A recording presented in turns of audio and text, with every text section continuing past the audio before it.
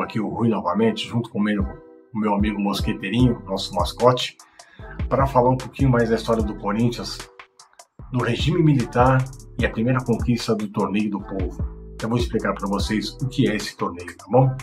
Mas antes de mais nada, eu gostaria muito que você desse o seu like. Deixe o seu like já imediatamente, não esqueça de deixar o seu like. Se você não tiver inscrito no canal, que você se inscreva e que você possa compartilhar com seus amigos essa história que eu vou contar hoje. Então é o seguinte, tudo começa em 1961. Nosso presidente da República naquele momento era Jânio Quadros, e ele acaba renunciando em 61, e no seu lugar entra João Goulart, que sofre um golpe militar no dia 31 de março de 1964, através de uma junta militar das Forças Armadas. Ele é deposto e o primeiro presidente militar a assumir é Castelo Branco.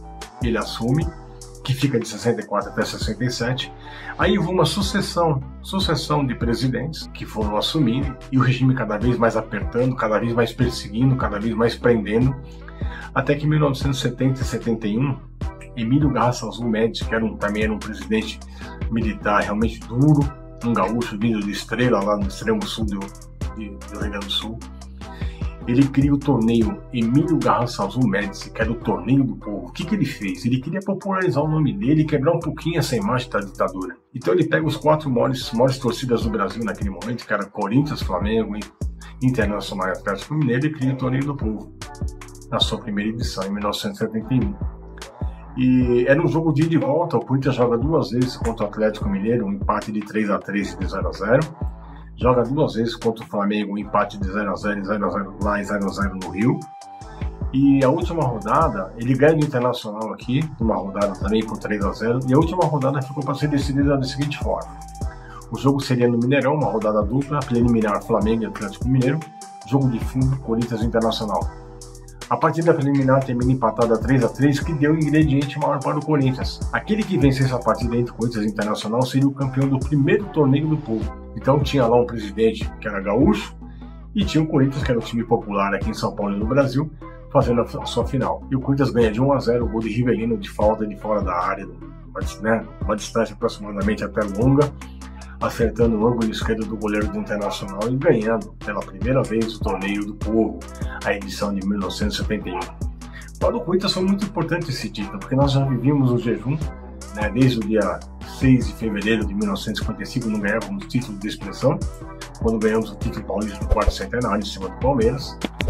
E depois disso, realmente, foram alguns torneios, como a Copa São Paulo de 61, 62, como o Rio São Paulo de 66, o Torneio Atlântico de 65, a Taça Costa do Sol ganha na Espanha em 69, juntamente com a Taça de Nova York. Eram títulos que realmente não tiravam nós do jejum, que já estávamos ali passando naquele momento de praticamente 17 anos sem uma conquista de expressão.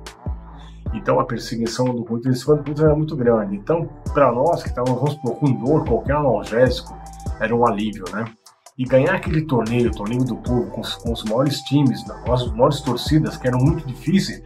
E naquele momento o futebol brasileiro tinha grandes craques, jogadores realmente de um valor muito grande, tanto que era até difícil montar uma seleção brasileira.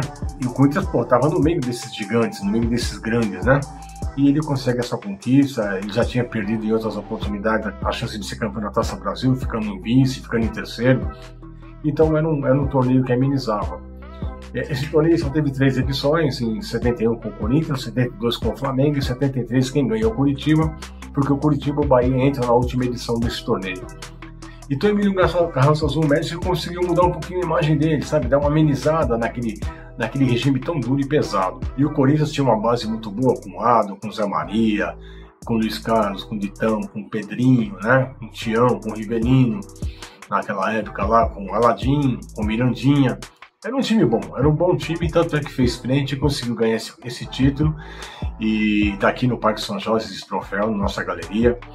E graças a Deus, faz parte da nossa memória. A gente não pode esquecer das conquistas, nem que sejam pequenas, assim, irrelevantes para muitos, mas para nós corintianos é muito, tem uma estima muito grande, porque mostra realmente a nossa trajetória. Um clube de 113 anos nunca pode deixar de relembrar das suas conquistas, mesmo a menor que possa ser, mas ela levou o seu torcedor para o estádio, ela fez com que a torcida realmente se mobilizasse. A imprensa também deu muita ênfase para isso, porque o regime era pesado, o regime era muito difícil, né? Que ele só cai em 1985, né, quando no colégio eleitoral Tancredo Neves ele é eleito presidente, mas infelizmente ele não assume por chegar a falecer antes da sua posse. Mas era uma mudança no Brasil, era uma mudança para o Corinthians. A partir desse momento ele começaria a chegar mais perto de outros títulos, como o Brasileiro de 72. Ele ganha depois também o torneio lá do Natel em 73, quando o Palmeiras, é vice-campeão em 74 também no Campeonato Paulista. E a partir dali surge o novo Corinthians, criando uma força muito grande e voltando novamente aos seus dias de glória. Então eu queria falar para vocês muito sobre esse capítulo, sobre essa história, sobre esse pedaço da nossa história do futebol juntamente com a ditadura. Então eu gostaria muito que você deixasse o seu like, por favor, se inscrevam no canal aí, compartilhem com seus amigos, comentem e, por favor, ajudem-nos a manter aí firmes falando sobre a história do Esporte Clube Corinthians Paulista, tá bom? Então até o próximo episódio, um abraço para vocês e vai Corinthians!